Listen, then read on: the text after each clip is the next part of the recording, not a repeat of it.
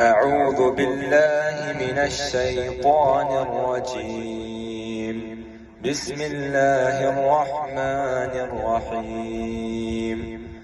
يا أيها النبي جاهد الكفار والمنافقين واغلظ عليهم ومأواهم جهنم وبئس المصير.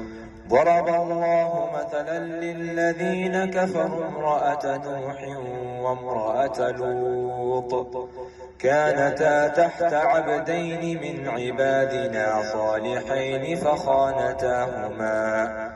فخانتاهما فلم يغنيا عنهما من الله شيئا وقيل ادخلا النار مع الداخلين. وضرب الله مثلا للذين آمنوا امرأة فرعون إذ قالت رب ابن لي عندك بيتا في الجنة ونجني من فرعون وعمله ونجني من القوم الظالمين.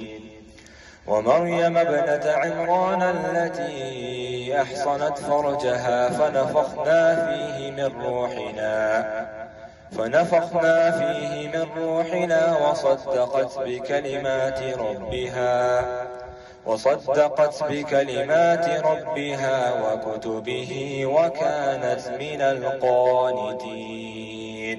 صدق الله العظيم. الله أكبر.